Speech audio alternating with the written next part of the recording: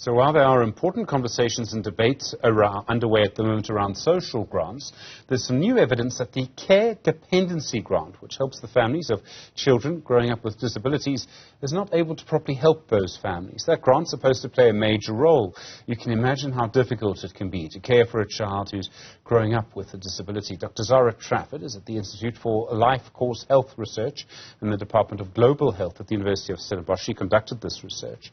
Dr. Trafford, good afternoon to you. The Care Dependency Grant, I think, set at just over 2,000 rand a month. What is it supposed to do for families? Hi, Stephen. Thanks for having me today. Well, I don't think that there's actually one simple answer to that. When you look back into the history of the legislation, the roots of this are in a 1970s grant, and that was for supporting the care of people who needed full-time care because of a disability. Initially it was intellectual disability alone, now it's both physical and intellectual disability. But the conversation around what it is supposed to cover, it's really sort of everything and nothing at the same time is sort of something I said in one of my papers, because depending on who you talk to, for families, this is really the majority of the income that many families are getting, and that's partly to do with our employment problems more widespread in the country, but also partly to do with the fact that because there aren't enough spaces that are sort of friendly spaces for children with disabilities to go and spend time while their parents are working, this may mean that the parents leave whatever work they do have or are unable to access work later. So because the grant is the majority of the income in a household or all of the income in a household, it means that it has to cover a lot of different categories. And even if you are just looking at the child, that 2,000 rand, if the child has multiple needs relating to their disability, is not sufficient to cover everything. But a wider point that I made in the project that I worked on for the PhD was that this grant, obviously none of the grants are really supposed to be full income replacement, but in many cases functionally that is what's happening. So we have to be realistic about that and think about what it is able to do for families.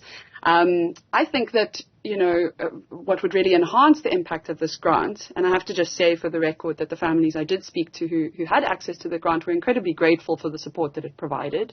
And it is 4 times the size of the child support grant, so there is some acknowledgement from government there of the additional costs of disability in childhood and into adulthood, of course. But really, a big part of what's making this grant not so effective is the fact that a lot of other supports that ought to be in place, for example, of course, accessible transport, and then disability-friendly health facilities, educational institutions, really every factor of life. Our public works should be thinking about disability, labour should be thinking about disability, and a big part of the reason the grant is sort of a drop in the bucket for these families is because those other sort of cross-cutting intersectoral supports are not available.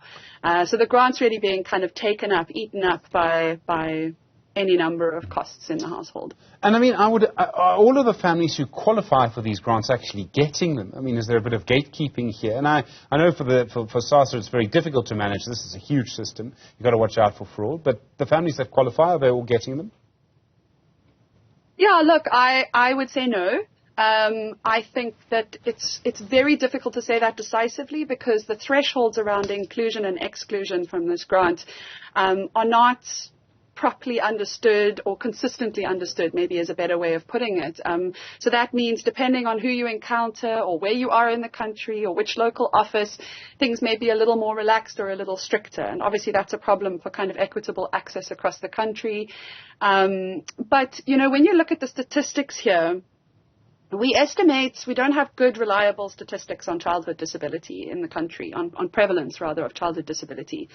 But even the sort of strictest definition, the most narrow definition of disability would suggest that about 5 to 7.5% of our child population, our under 18-year-old population, has some form of disability. And so in a population in our country of around 20 or more than 20 million under 18-year-olds, a 5% relates to about 1 million children who are sort of potentially eligible for the CDG, even on a low-end estimate.